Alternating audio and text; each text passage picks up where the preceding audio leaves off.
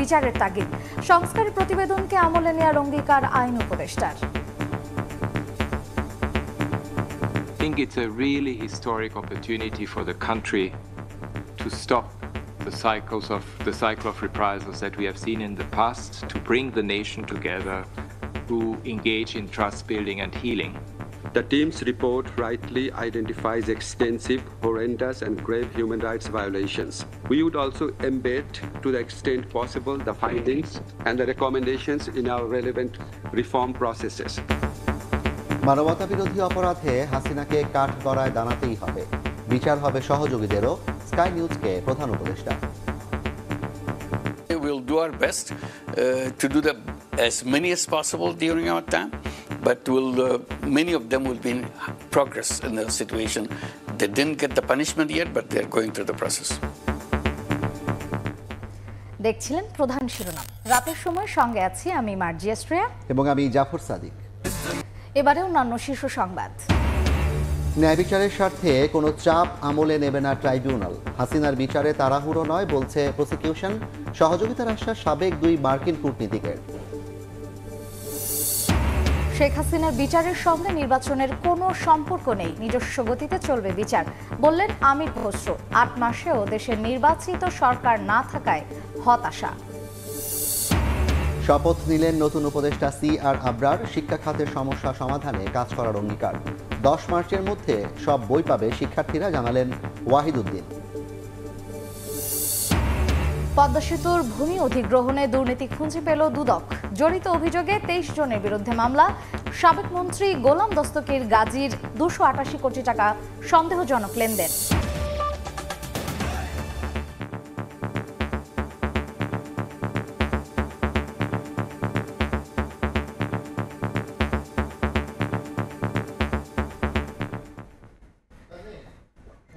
জুলাই অভ্যুত্থানে পরিকল্পিত গণহত্যার পাশাপাশি ব্যাপক হারে মানবাধিকার লঙ্ঘন হয়েছে বলে জানিয়েছেন জাতিসংঘের মানবাধিকার বিষয়ক হাই কমিশনার ফলকার তুর্ক।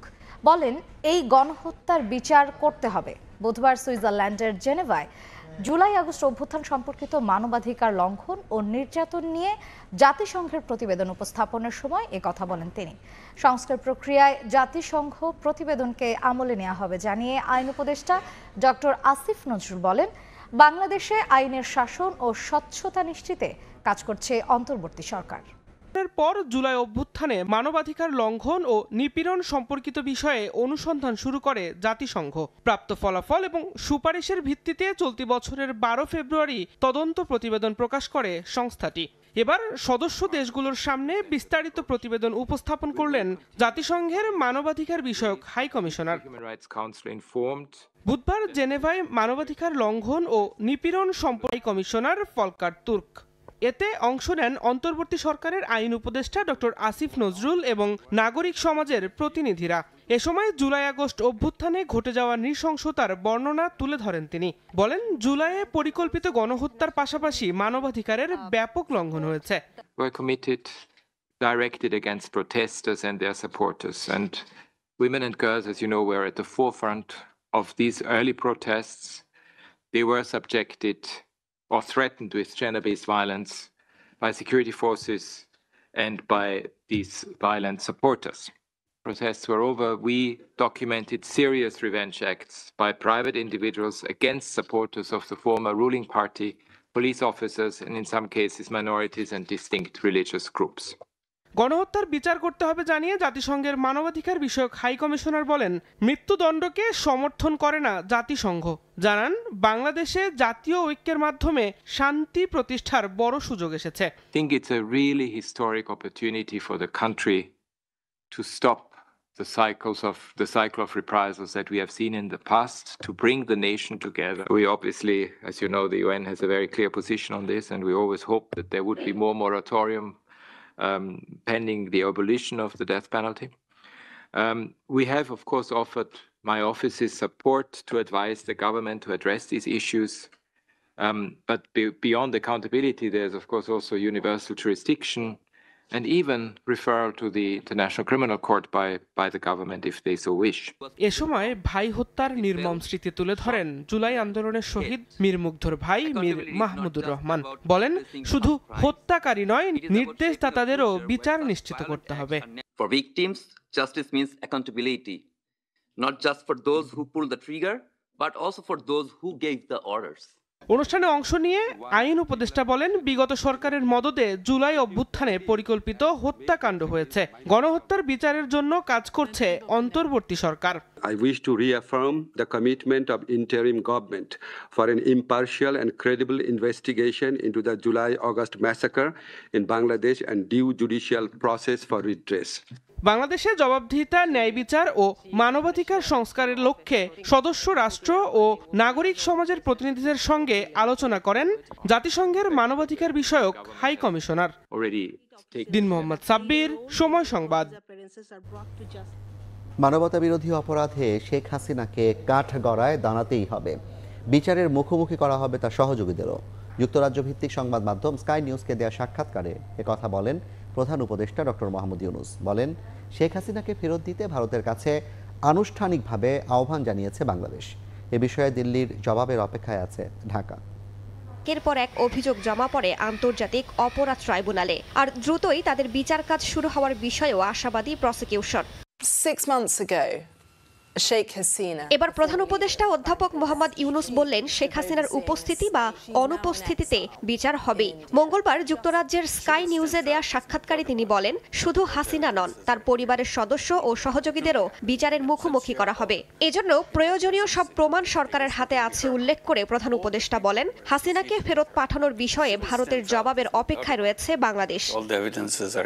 তিনি অবশ্যই বিচারের সম্মুখীন হবেন, এতে কোনো সন্দেহ নেই, কারণ সমস্ত প্রমাণ আমাদের কাছে রয়েছে। কিন্তু তিনি বাংলাদেশে শারীরিকভাবে উপস্থিত নেই। তাই প্রশ্ন হলো, আমরা কি তাকে বাংলাদেশে ফিরিয়ে আনতে পারবো কিনা? এটি নির্ভর করছে ভারতের ওপর এবং আন্তর্জাতিক আইনের নির্দেশনার ওপর।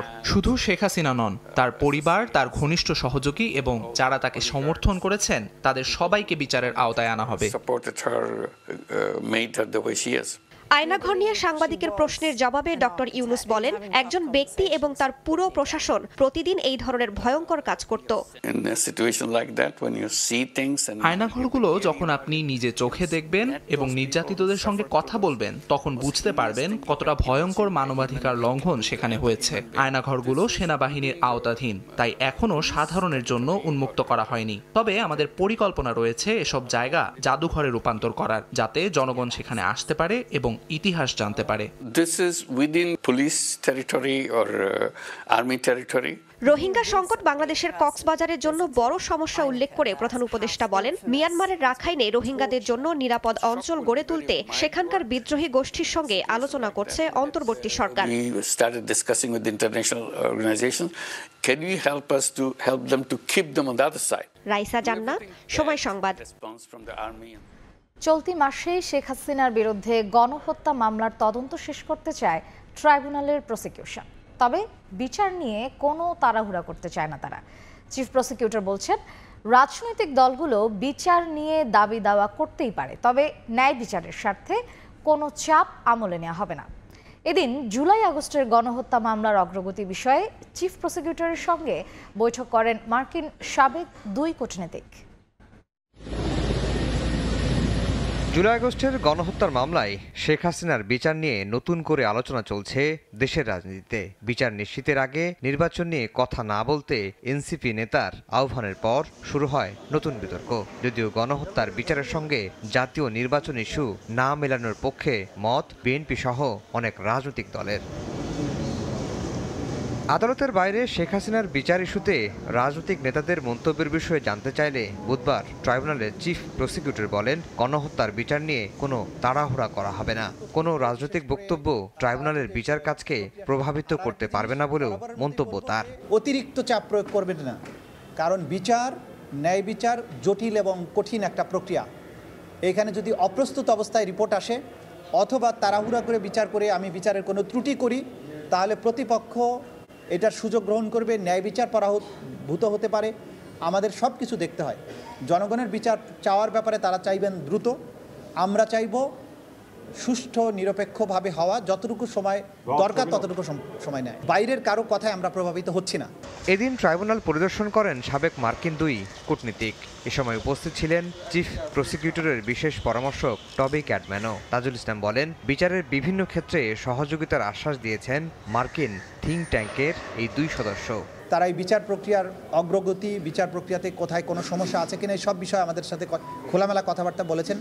তারা বলেছেন তাদের পক্ষে যতটুকু সম্ভব তারা বাংলাদেশে এই মানবতা বিরোধী অপরাধের বিচারের ক্ষেত্রে তারা সহযোগিতাও করতে চান এবং সেই ব্যাপারে তাদের দিক থেকে যে সমস্ত পরামর্শের প্রয়োজন সেগুলো তারা দিয়েছেন। এদিন গাজীপুরের হৃদয় হত্যা মামলায় পুলিশের সাবেক 5 কর্মকর্তাকে ফের কারাগারে পাঠিয়েছেন আন্তর্জাতিক অপরাধ ট্রাইব্যুনাল। এই মামলার তদন্ত প্রতিবেদন দাখিল করতে বলা হয়েছে 15 জুন।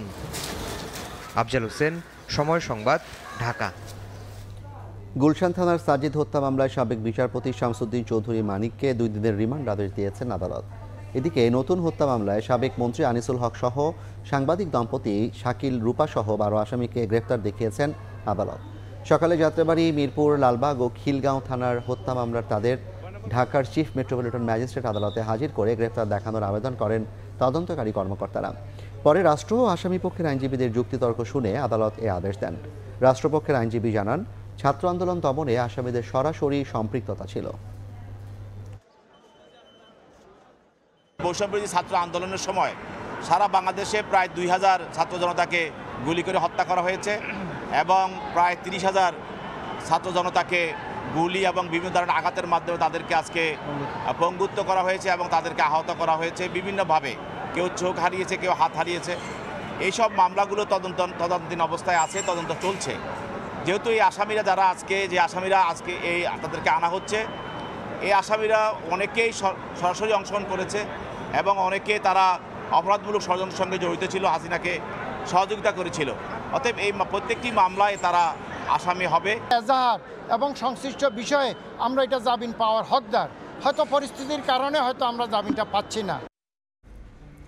শেখ হাসিনার বিচারের সঙ্গে নির্বাচনের কোনো সম্পর্ক নেই বলে মন্তব্য করেছেন বিএনপির স্থায়ী কমিটির সদস্য আমির খসরু মাহমুদ চৌধুরী। দুপুরে রাজধানীর বনানীতে এক গোল টেবিল বৈঠক শেষে তিনি এ মন্তব্য করেন। বলেন, জনগণের ভোটে নির্বাচিত সরকারও শেখ হাসিনার বিচারের জন্য প্রতিশ্রুতিবদ্ধ থাকবে। নির্বাচন ব্যবস্থাকে পিছিয়ে দেওয়ার কোনো সুযোগ নেই বলেও হুঁশিয়ার করেন তিনি। বিচারিক প্রক্রিয়ার সাথে নির্বাচনের কোনো সম্পর্ক নেই। হাসিনার আওয়ামী লীগের যারা দুঃশাসন যত সবার বিচার হতে হবে, তাই না? হাসিনার তো বটেই। আজকে এটার জন্য হবে না নির্বাচন, কালকে আরেকটার জন্য হবে না, পরশু আরেকটার জন্য, কত কথাই তো শুনতেছি। এই সমস্ত কথাবার্তা বলে নির্বাচন ব্যবস্থা, গণতান্ত্রিক ব্যবস্থাকে পিছিয়ে নেওয়ার কোনো সুযোগ নাই। আমি এটা প্রস্তাব করছি, এটা হতে হবে, এটা করতে হবে, এই ধরনের মন মানসিকতা যদি থাকে তাহলে তো আমরা আবার শেখ হাসিনার কথা মনে পড়ে যায় আমাদের।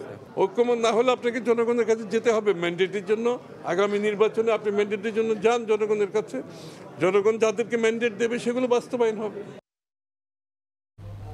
ভোট কেন্দ্র স্থাপনে নীতিমালা সংশোধন করছে ইসি। এতে বলা হয়েছে, নির্বাচনে ভোট কেন্দ্র স্থাপন করবেন নির্বাচন কর্মকর্তারাই। এর সঙ্গে ডিসি, এসপি, ইউএনও, ওসিরা সম্পৃক্ত থাকবেন না। দ্বাদশ জাতীয় সংসদ নির্বাচনের আগে কাজী হাবিবুল আউয়াল কমিশন ভোট কেন্দ্র স্থাপনের দায়িত্ব দিয়েছিল ডিসি, এসপি, ইউএনও, ওসিদের। এই জন্য নীতিমালা সংশোধন করে 2টি কমিটি করে ইসি।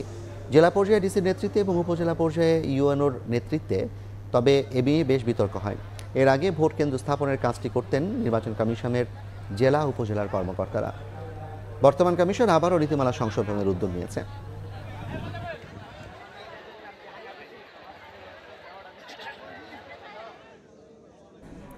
শিক্ষা খাতের সমস্যার সমাধান ও বৈষম্যহীন সমাজ গঠনে কাজ করার অঙ্গীকার ব্যক্ত করলেন নতুন শিক্ষা উপদেষ্টা সিআর আবরার।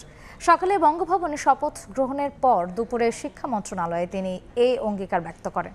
এ সময় উপদেষ্টা ওয়াহিদুদ্দিন মাহমুদ বলেন, 10 মার্চের মধ্যেই সব বই পাবে শিক্ষার্থীরা। বাড়ল উপদেষ্টা পরিষদের পরিধি। অন্তর্বর্তী সরকারের নতুন মুখ হিসেবে শপথ নিলেন ঢাকা বিশ্ববিদ্যালয়ের আন্তর্জাতিক সম্পর্ক বিভাগের সাবেক অধ্যাপক ও মানবাধিকার কর্মী চৌধুরী রফিকুল আবরার, যিনি সিআর আবরার নামেই অধিক পরিচিত। বুধবার সকালে বঙ্গভবনে তাকে শপথবাক্য পাঠ করান রাষ্ট্রপতি মোহাম্মদ শাহাবুদ্দিন। এ সময় প্রধান উপদেষ্টা ডক্টর মোহাম্মদ ইউনুস এবং অন্যান্য উপদেষ্টা সহ আমন্ত্রিত অতিথিরা উপস্থিত ছিলেন। শপথ গ্রহণ করেই বঙ্গভবন থেকে সচিবালয়ে শিক্ষা মন্ত্রণালয়ে আসেন সিআর আবরার। সেখানে উপদেষ্টা ওয়াহিদুদ্দিন মাহমুদকে সঙ্গে নিয়ে দপ্তরের কর্মকর্তা কর্মচারীদের সঙ্গে শুভেচ্ছা বিনিময় করেন। এ সময় ওয়াহিদুদ্দিন বলেন, আগামী 10 মার্চের মধ্যে শতভাগ শিক্ষার্থীর হাতে নতুন বই পৌঁছে দেবে সরকার। অনেক স্কুলে আসলে যত ছাত্র তার থেকে বেশি ছাত্র দেখিয়ে চাহিদা করা হয়। অন্যান্য অনেক বছরে ওই চাহিদাটাই দেখানো হয়, ছাপা আসলে আরো কম হয়, কিন্তু ওই চাহিদা অনুযায়ী যত লেনদেন সব হয়। পরে সাংবাদিকদের মুখোমুখি হন নতুন শিক্ষা উপদেষ্টা সিআর আবরার। আমি এমন এক শিক্ষা ব্যবস্থার কথা ভাবি যা হবে ব্যক্তির কর্মদক্ষতা অর্জন, যা হবে আর্থসামাজিক উন্নয়ন ও বিজ্ঞান প্রযুক্তি ভিত্তিক উৎকর্ষে সহায়ক। সমস্যা আছে, সমস্যা থাকবে, এবার আমি মনে করি আপনাদের সহযোগিতা নিয়ে আমরা অবশ্যই যে একটা গুরু দায়িত্ব, সেই গুরু দায়িত্ব আমরা পালন করব। বিজ্ঞান ও প্রযুক্তি ভিত্তিক শিক্ষাক্ষেত্র গড়তেও কাজ করতে চান বলে জানান সিআর আবরার। প্রসূন আশিস, সময় সংবাদ, ঢাকা। পদ্মা সেতুর ভূমি অধিগ্রহণে দুর্নীতি খুঁজে পেয়েছে দুদক। এই ঘটনায় 23 জনের বিরুদ্ধে মামলা করা হয়েছে। একই দিন সাবেক মন্ত্রী গোলাম দস্তগীর গাজী ও তার স্ত্রী হাসিনা গাজীর বিরুদ্ধে 288 কোটি টাকার সন্দেহজনক লেনদেনের অভিযোগে 2টি মামলা করেছে সংস্থাটি। পতিত আওয়ামী লীগ সরকারের অগ্রাধিকার ভিত্তিক প্রকল্প ছিল পদ্মা সেতু। 32,000 কোটি টাকার প্রকল্পের একটি বড় অংশ ভূমি অধিগ্রহণ এবং পরামর্শক নিয়োগে ব্যয় করে। অভিযোগ রয়েছে, জমি অধিগ্রহণের ক্ষেত্রে পদে পদে ঘটেছে অনিয়ম, দুর্নীতি। পট পরিবর্তনের পর অনুসন্ধানে নেমে দুদক খুঁজে পেয়েছে নানা অসঙ্গতি। সংস্থাটি জানিয়েছে, ভুয়া রেকর্ড ও জালিয়াতির মাধ্যমে অর্থ লুটপাট করায় মাদারীপুরের সাবেক ভূমি অধিগ্রহণ কর্মকর্তা প্রমথ রঞ্জন ঘটক সহ 23 জনের বিরুদ্ধে মামলা করা হয়েছে। পদ্মা বহুমুখী সেতু প্রকল্পেও সহ অন্যান্য গুরুত্বপূর্ণ প্রকল্পের ভূমি অধিগ্রহণে সরকারি খাস জমি, অর্পিত সম্পত্তি এবং অন্যের মালিকানাধীন সম্পত্তির ভুয়া রেকর্ড সৃজন করে জাল, জালিয়াতি, প্রতারণা ও অপরাধজনক বিশ্বাসভঙ্গের মাধ্যমে পরস্পর যোগসাজশে একে অপরের সহায়তায় ক্ষমতার অপব্যবহারপূর্বক 23টি চেকের বিপরীতে সরকারের 9,57,00,000 টাকারও বেশি অর্থ আত্মসাতের অভিযোগে আরও একটি মামলা রুজু হয়েছে। এদিন আওয়ামী লীগ নেতা ও সাবেক বস্ত্র ও পাটমন্ত্রী গোলাম দস্তগীর গাজী এবং তার স্ত্রীর বিরুদ্ধে প্রায় 33 কোটি টাকার অবৈধ সম্পদ ও 288 কোটি টাকার সন্দেহজনক লেনদেনের অভিযোগে মামলা করেছে দুদক। আয়ের উৎস আড়াল করেছেন মর্মে অনুসন্ধানকালে প্রমাণিত হয়েছে। এই কারণে তার বিরুদ্ধে দুর্নীতি দমন কমিশন আইন 2004, দুর্নীতি প্রতিরোধ আইন 1947 এবং মানি লন্ডারিং প্রতিরোধ আইন 2012-এর সংশ্লিষ্ট ধারায় একটি মামলা রুজু অনুমোদন প্রদান করা হয়েছে। এদিকে মুক্তিযুদ্ধ মন্ত্রণালয়ের 23 কোটি টাকার একটি প্রকল্পের নথি গায়েব ও দুর্নীতির খোঁজে অভিযান চালিয়েছে সংস্থাটি। তাসলিম তৌহিদ, সময় সংবাদ, ঢাকা। দেশের শ্রম আইনকে আন্তর্জাতিক মানের সঙ্গে সামঞ্জস্যপূর্ণ করে শ্রম খাতে কর্মীদের বীমা সুবিধা এবং স্বাস্থ্যসেবা নিশ্চিত করার নির্দেশনা দিয়েছেন প্রধান উপদেষ্টা ডক্টর মোহাম্মদ ইউনুস। সকালে রাষ্ট্রীয় অতিথি ভবন যমুনায় শ্রম ও কর্মসংস্থান মন্ত্রণালয়ের সঙ্গে বৈঠকে তিনি এ নির্দেশনা দেন। আগামী 10 থেকে 20 মার্চ জেনেভায় অনুষ্ঠিতব্য আন্তর্জাতিক শ্রম সংস্থার 353তম অধিবেশনের আগে প্রস্তুতি নিয়ে শ্রম ও কর্মসংস্থান মন্ত্রণালয়ের সঙ্গে বৈঠক করেন প্রধান উপদেষ্টা।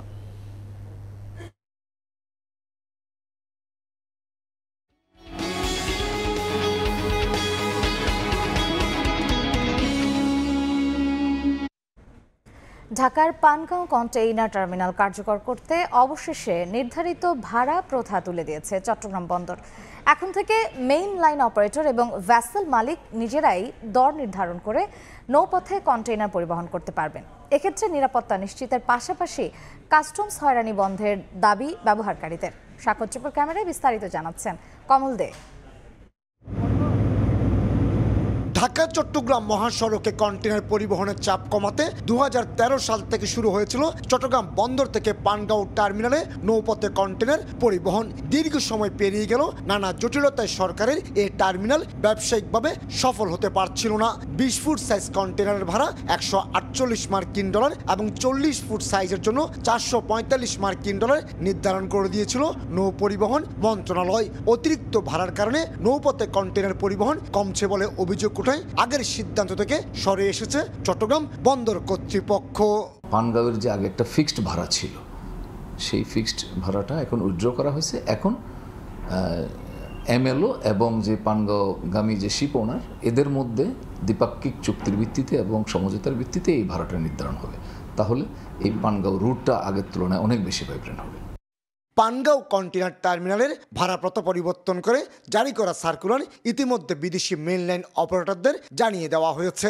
বন্দরের নতুন সিদ্ধান্তে মেইন লাইন অপারেটর এবং ভেসাল ওনারদের মধ্যে প্রতিযোগিতা বাড়ল। গুরুত্বপূর্ণ এই নৌ রুটের নিরাপত্তা নিয়ে শঙ্কা প্রকাশ করছেন ব্যবহারকারীরা। বিশেষ করে ইন্স্যুরেন্সের পাশাপাশি দুর্ঘটনা কবলিত জাহাজ দ্রুত উদ্ধারকারী জাহাজের ব্যবস্থা করা হলে এই রুটে আগ্রহ বাড়বে বলে মত তাদের। এই যে ওপেন করে দেওয়াটা, এটার দ্বারা কিন্তু একটা পজিটিভ একটা, যেটা আমি অলরেডি আমাদের সবার থেকে আমরা যে আশাটা পাচ্ছি এবং আমরা এই মেসেজটা কিন্তু ওয়ার্ল্ড ওয়াইড সব প্রিন্সিপালের কাছে আমরা পৌঁছে দিয়েছি। সো এটা একটা ভালো কিছু একটা আমরা আশা করছি। ঢাকার কেরানীগঞ্জে 64 একর জায়গার উপর 154 কোটি টাকা খরচ করে 2013 সালে তৈরি করা হয়েছিল এই পানগাঁও কন্টেনার টার্মিনাল। বছরে অন্তত 2 লাখ কন্টেনার হ্যান্ডেলিং সক্ষমতা রয়েছে এই টার্মিনালের। কমল দে, সময় সংবাদ, চট্টগ্রাম। ক্রেতাদের স্বস্তি দিতে ন্যায্য মূল্যে পণ্য বিক্রি করছে দেশের অন্যতম বৃহৎ ভোগ্যপণ্য বাজারজাতকারী শিল্পগোষ্ঠী সিটি গ্রুপ। সয়াবিন তেল, গুঁড়ো দুধ, চাল ও ডাল সহ 19 ধরনের পণ্য মূল্য ছাড়ে বিক্রি করা হচ্ছে। রাজধানীর 15টি স্থান থেকে বিশেষ মূল্যে এসব পণ্য কিনতে পারছেন ভোক্তারা। রমজানে অসাধু ব্যবসায়ীদের দাম বাড়ানোর পায়তারায় যখন অস্থির নিত্যপণ্যের বাজার, তখন ক্রেতাদের স্বস্তি দিতে গায়ের দামের চেয়ে কম মূল্যে সয়াবিন তেল, চিনি, ডাল সহ নিত্যপণ্য বিক্রি করছে দেশের বৃহৎ ভোগ্যপণ্য বাজারজাতকারী শিল্পগোষ্ঠী সিটি গ্রুপ।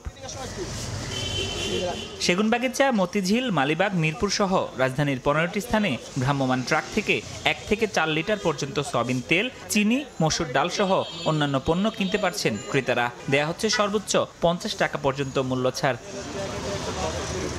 সিটি গ্রুপের বিক্রি কার্যক্রমে 1 লিটার সয়াবিন তেল 172, 2 লিটার 344 টাকায় পাওয়া যাচ্ছে। এছাড়া আধা কেজি গুঁড়ো দুধ বিক্রি হচ্ছে 375 টাকায়। মসুর ডাল ও চিনি গুঁড়া চালে 7 টাকা, আধা লিটার পানিতে 10 টাকা সহ মোট 19টি পণ্যে ছাড় দেওয়া হচ্ছে।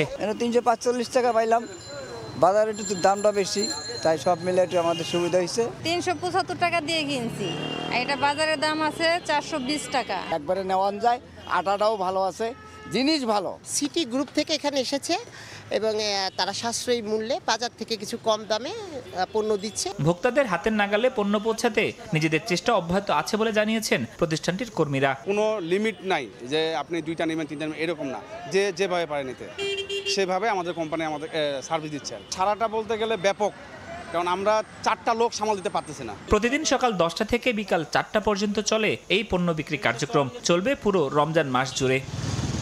ফরহাদুর রহমান, সময় সংবাদ, ঢাকা।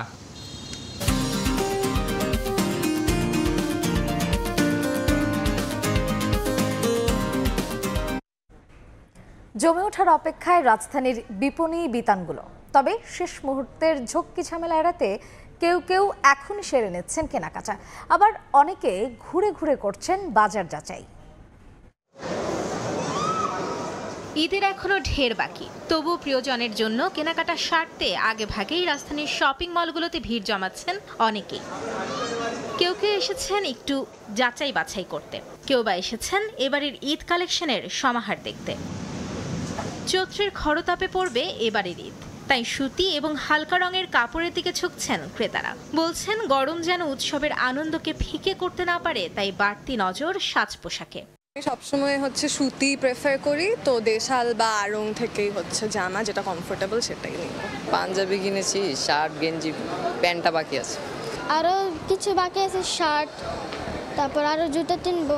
যেহেতু সামনে সামার আসতেছে, তো তারা সামারের জন্য বেশিরভাগ কটনটাকে প্রেফার করতেছে, তো আমরাও সেই অনুযায়ী অনেক কটনের প্রোডাক্ট উঠাচ্ছি এবং তারা সেটাকেই চুজ করতেছে। এদিকে কর্মব্যস্ত দিনে ক্রেতার প্রতীক্ষায় থাকা বিক্রেতাদের প্রত্যাশা ছুটির দিনে বাড়বে ক্রেতা সমাগম। আমি কিছু ইউনিক ডিজাইন করতে যাচ্ছি, যেটার মাধ্যমে মানুষ স্বাচ্ছন্দ্য বোধ ফিল করবে বেশি, আর মানুষ অ্যাট্রাকটিভ কিছু কালেকশনও পাবে আমার কাছ থেকে। মার্কেট জমে ওঠেনি, ইনশাল্লাহ আমরা আশা রাখছি যে শুক্রবার থেকে মার্কেটটা জমবে, তো এই আশায় আমরা সব ব্যবসায়ীরা বসে আছি। যত দিন ঘনিয়ে আসবে ততই নতুন নতুন ঈদ কালেকশন এবং ছাড়ের ব্যবস্থা থাকবে বলেও জানিয়েছেন বিক্রেতারা। মাইমুনা হায়দার চৌধুরী, সময় সংবাদ, রাতের সময়। যুদ্ধবন্ধে আলোচনার জন্য রাজি হয়েছেন ইউক্রেনের প্রেসিডেন্ট ভলোদিমির জেলেনস্কি। দ্বিতীয় মেয়াদে ক্ষমতা গ্রহণের পর কংগ্রেসে প্রথমবার ভাষণে একথা জানিয়েছেন মার্কিন প্রেসিডেন্ট ডোনাল্ড ট্রাম্প। ভাষণে শুল্ক আরোপের পক্ষে সাফাই গাইলেন মার্কিন প্রেসিডেন্ট। এ সময় গ্রিনল্যান্ডকে যুক্তরাষ্ট্রের সঙ্গে যুক্ত করতে চেষ্টার কথা পুনর্ব্যক্ত করেন ট্রাম্প। যুক্তরাষ্ট্র থেকে হাসানুজ্জামান সাকির রিপোর্ট। তুমুল করতালি ও হর্ষধ্বনির মধ্য দিয়ে কংগ্রেসের যৌথ অধিবেশনে যোগ দেন মার্কিন প্রেসিডেন্ট ডোনাল্ড ট্রাম্প। দ্বিতীয়বারের মতো ক্ষমতা গ্রহণের পর কংগ্রেসে এটি ট্রাম্পের প্রথম ভাষণ। শুরুতেই তিনি যুক্তরাষ্ট্রের জনগণকে ধন্যবাদ জানান, বলেন যুক্তরাষ্ট্র আবার তার আগের অবস্থানে ফিরে এসেছে। গত 4 বছর বাইডেনের সময় যা ছিল না। ট্রাম্প বলেন মার্কিনীদের এখন আস্থা, বিশ্বাস ও স্বপ্ন পূরণের দিন। ডোনাল্ড ট্রাম্পের বক্তব্যের বড় অংশ জুড়ে ছিল ক্ষমতা গ্রহণের পর 43 দিনে তার গৃহীত বিভিন্ন পদক্ষেপের বর্ণনা। বলেন বিগত সরকারের সময় অপ্রয়োজনীয়ভাবে মিয়ানমার, মধ্যপ্রাচ্য সহ এশিয়া ও আফ্রিকার বিভিন্ন দেশে রাজনীতি, শিক্ষা, স্বাস্থ্য, সামাজিক উন্নয়ন, ভোটাধিকার প্রতিষ্ঠা সহ বিভিন্ন প্রকল্পের নামে শত শত কোটি ডলার ব্যয় করা হয়েছে। আমরা শত শত বিলিয়ন ডলার দিই, কিন্তু কোনো লাভ হয় না। তারা আমাদের টাকা নিয়ে যায় কিন্তু তা খরচ করে না। ট্রাম্পের ভাষণের বিরোধিতা করে ক্ষোভ প্রকাশ করলে টেক্সাসের ডেমোক্র্যাট কংগ্রেসম্যান আল গ্রিনকে অধিবেশন কক্ষ থেকে অপসারণের নির্দেশ দেন স্পিকার। তবে সাবেক স্পিকার ন্যান্সি পেলোসি, হাউসের সংখ্যালঘু দলনেতা হাকিম জেফরি সহ শীর্ষ ডেমোক্র্যাট আইন প্রণেতারা উপস্থিত ছিলেন। এমন এক সময় ট্রাম্প এই বক্তব্য দিলেন যখন বিশ্বব্যাপী বাণিজ্য যুদ্ধ শুরু করেছেন এবং ইউক্রেনে সহায়তা বন্ধ করে দিয়েছেন। উদ্ভূত পরিস্থিতিতে তাই ট্রাম্পের বক্তব্যকে বিশেষ তাৎপর্যপূর্ণ হিসেবে দেখছেন বিশ্লেষকরা। হাসানুজ্জামান সাকি, সময় সংবাদ, যুক্তরাষ্ট্র। খেলতে রাজি হলেও কয়টি ম্যাচ এবং কোন ফরম্যাটে খেলা হবে তা চূড়ান্ত করেনি পিসিবি। নিশ্চিত করেছেন Pakistan cricket board chairman Mohsin Naqvi. তবে এফটিপির বাইরে সিরিজ খেলতে রাজি হওয়াতেই খুশি বিসিবি বস ফারুক আহমেদ। এই জন্য তিনি ধন্যবাদও দিয়েছেন পিসিবিকে। চ্যাম্পিয়ন্স ট্রফি শেষে দেশে ফিরেই সিনিয়র ক্রিকেটারদের ভবিষ্যৎ নিয়ে সিদ্ধান্ত নেওয়া হবে বলে জানিয়েছেন ফারুক। লাহোর থেকে নিয়ন মুহাইমিনের রিপোর্ট। আইসিসির চ্যাম্পিয়ন্স ট্রফির সেমিফাইনাল, স্বাগতিক হয়েও ফাইনালের ভেন্যু নেই দেশটিতে। কিন্তু তাই বলে তো আয়োজন থেমে থাকতে পারে না। তাই তো অংশগ্রহণকারী সব দেশের ক্রিকেট বোর্ড প্রেসিডেন্টকে নিজ দেশে আমন্ত্রণ জানিয়েছেন মহসিন নকভি। সেই নিমন্ত্রণ রক্ষা করতে লাহোরে BCCI vice president Rajeev Shukla এবং বিসিবি প্রেসিডেন্ট ফারুক আহমেদ। তবে নিপাট খেলা দেখাটাই একমাত্র কারণ ছিল না ফারুক আহমেদের। এফটিপির বাইরে একটা সিরিজ পিসিবির কাছ থেকে আদায় করাটাও এই ভ্রমণের একটা বড় কারণ। শেষ পর্যন্ত প্রমাণও হলো সেটা যখন সাংবাদিকদের ডেকে সেই সিরিজ নিয়ে নিজেদের অবস্থান তুলে ধরলেন PCB boss Mohsin Naqvi. We are discussing for the last several weeks some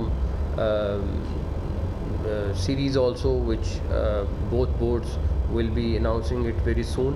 series চূড়ান্ত, কিন্তু ম্যাচ সংখ্যা নিয়ে ধোঁয়াশা। কিন্তু এ নিয়ে একেবারেই ভাবনা নেই ফারুক আহমেদের। বরং এফটিপির বাইরে একটা প্রতিদ্বন্দ্বিতাপূর্ণ সিরিজ আয়োজনের প্রতিশ্রুতি পেয়ে খুশি বিসিবি বস।